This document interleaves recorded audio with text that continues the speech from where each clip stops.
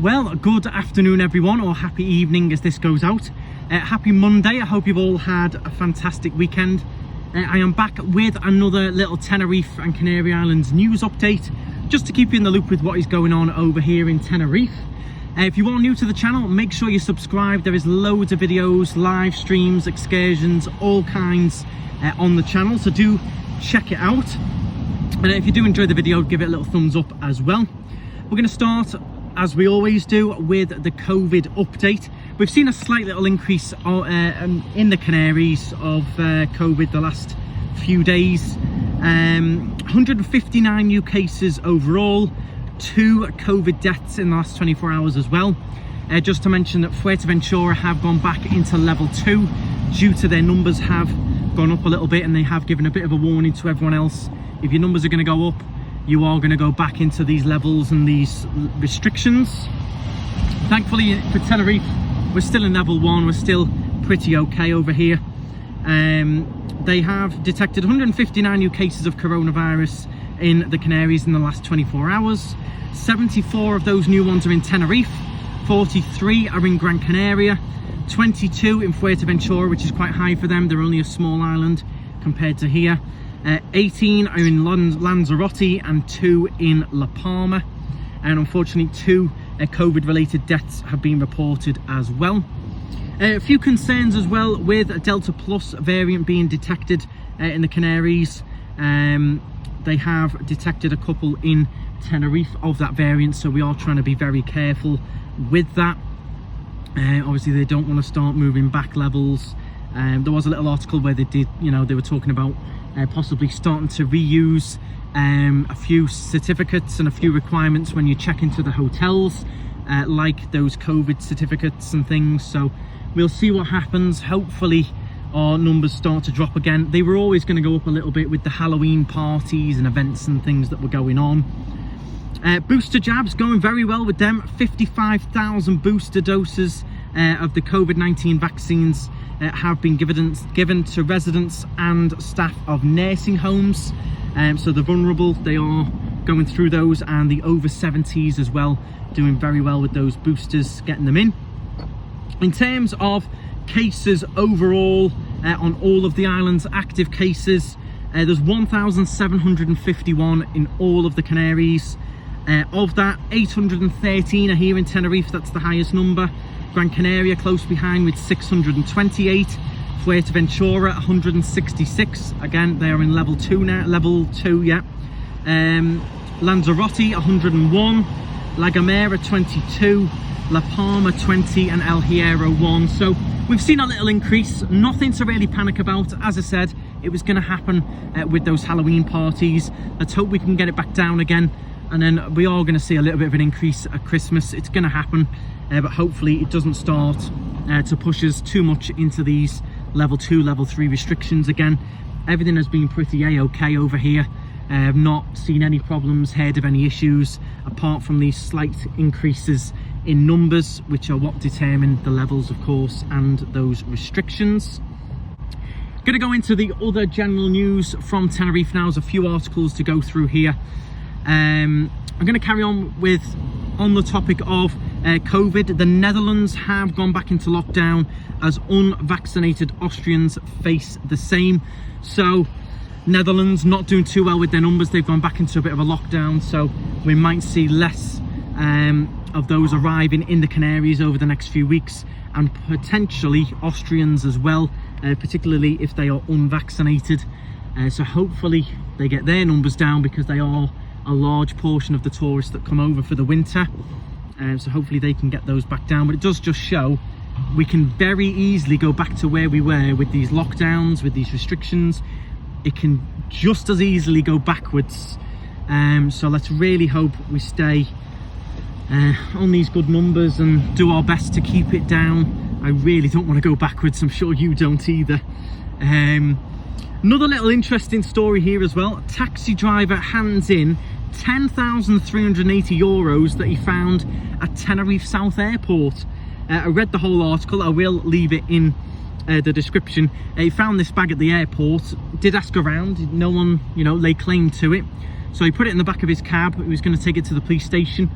Stopped off for a coffee and met up with some of the other taxi drivers, and they were talking about how this man had lost this bag with all this money in.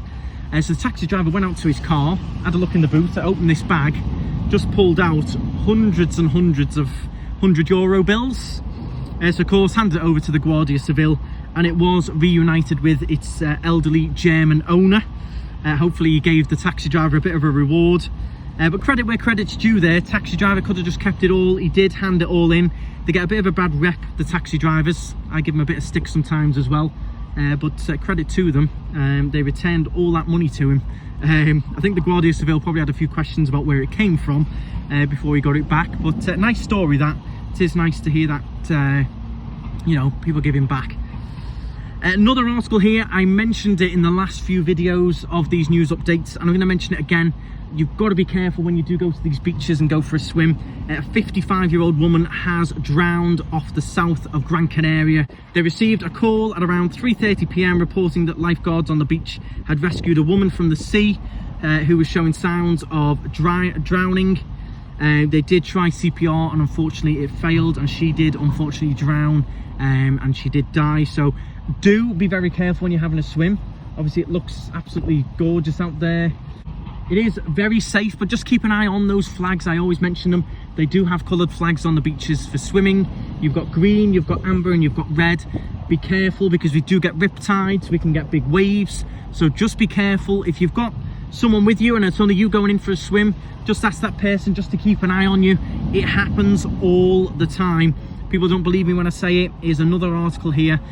All the time people are being saved from the sea, so do be careful when you go for a swim.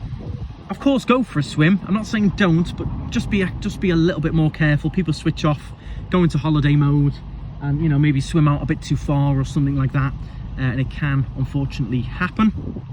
Now, I did mention in the last update that American Airlines were planning to start flights from Tenerife South to New York, direct links. They're talking about 3 flights a week, which actually really surprised me. I thought it would be more 1 flight a week maybe. And by the looks of it, in the article here, they do talk about it quite a bit. Can the Canary Islands be the new Hawaii for Americans? So thinking about it, it's not too much of a difference in flight time across the Atlantic here. And they're going to get a little bit more of a European feel, which a lot of the Americans love. They're obsessed with Europe.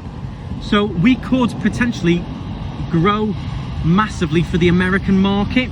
I do think it's going to be very positive if it comes off. Again, I'll believe it when I see the flights flying, because we've had these stories for years now and it never ever materializes. But if it comes off, it could be really, really good for these islands. They love going to Hawaii, the Americans, and they are obsessed with Europe. So it's like a combination of the two. And I do think flight time, very similar. It could be potentially very, very lucrative and very, very good links with the US there. So hopefully that does come off. If it does, I mean, me and Laura would definitely look at taking that flight, going over to New York, possibly a connection on to Florida or something like that.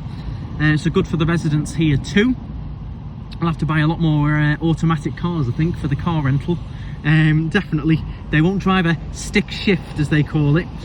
And another article here which just show how busy it is. The south of Tenerife is on the way to recovery, with 85% of hotel occupancy now full. 85% of the hotels really busy. We went to some restaurants and bars along Fanya Bay Beach the other day, live on the channel, and all the bars and restaurants were full. In the middle of the afternoon, it was about 2 o'clock, and they were all full. There was barely any tables. It is still extremely busy, busier than normal, I think, in the south for this time of year, especially for the cars, the bars, restaurants, very busy. And I do still stand by my recommendation, make sure you book in advance if you can. Any trips, restaurants, bars, cars, anything like that, book it in advance if you can. It's my biggest recommendation. So many people come into my office and they go, oh, well, we were going to book the car, but we thought, you know, we'd just come over and we'd find one. It's not going to happen. Make sure you book in advance anything that you're going to do. Now, next I am going to move on to La Palma over there, which is still continuing to erupt. I did put a little video of some new footage on last week, but it does continue to erupt. However, Scientists confirm that the volcano has less and less energy, so potentially it is starting to slow down a little bit. No signs of it finishing, but the energy is getting less and less rather than more and more, which is a good sign. Scientists tracking the evolution of the volcano in La Palma have confirmed they are continuing to observe a decrease in the different parameters associated with the eruption, i.e. seismic activity, amplitude of the tremors, land deformation, etc. And they do believe it is starting to sort of reduce in its energy. There is loads of live streams on YouTube that you can watch of the volcano. Absolutely amazing to see, but at the same time very destructive. There is unfortunately another article here associated with that. Dead body found in a house inside the eruption exclusion zone, which is very sad. The dead body of a 72-year-old man was found this morning. This was on Saturday in a house located inside the exclusion perimeter of the eruption. He was found in a house in the I'm going to try and pronounce this right, I apologize if I don't, Corazon Silo neighborhood, which is on the border between Los Llanos and El Paso. It is being investigated whether the death is due to a fall from the roof while he was clearing volcanic ash or other circumstances. I did read another article there as well. Quite a few people had fallen and been injured from being on the roofs trying to remove this ash, and the authorities have said leave it to the army, they're going to sort it for you. But a lot of homeowners and things are worried and they're going up on these roofs themselves to try and clear the ash. Very sad, it must be very hectic and scary over there. If it was your house, are you going to wait for the army who are doing a great job, but you know they've got a lot to do? Are they going to make it in time before your roof caves in? You know, if it was me, I'd probably be tempted to jump on the roof, try and do it myself to save my home. So it is quite sad and hectic over there. In the description will be, of course, those links. If you want to donate direct to those charities, they get all of the money. YouTube won't take any percentage. You can donate directly to them. They get every penny, and all of that information will be in the description, including the animal charity as well. I know a lot of you very kind, generous viewers have emailed me and messaged me saying that you've donated, so I'm sure they do very much appreciate it over there. And that for now is it really. There's not too much other news to cover. As I've mentioned, all still very busy. The weather's been a little bit mixed this week, a little bit overcast in some parts, a little bit of drizzly rain yesterday, but overall just as busy as it was. The sunbeds now back on the beaches. I did show a video of that last week. Your Los Cristianos beach, Las Vistas, all got the sunbeds and the parasols back available to rent, which I know that will please a lot of you. And for now, that is going to be it. Drop in the comments, when are you coming over? Are you coming over at Christmas? Have you made plans? Have you booked in advance? Have you got any other recommendations for people? If you've been over recently, what did you find that you could recommend to other people that maybe I've missed? And if I've missed any important news that you think should be heard, do drop it in the comments as well. Hit the thumbs up, hit the subscribe, and I'll see you next week for another little update, I think, providing we've got, you know, more news to run through. And let's hope these COVID rates continue to drop down. Do stay safe over here, wear your mask as you're supposed to, keep your distance, keep sanitizing, and you'll have an absolutely great holiday if you are on your way over. Thank you very much, guys. Stride on, and gonna go and enjoy the view. Bye, guys.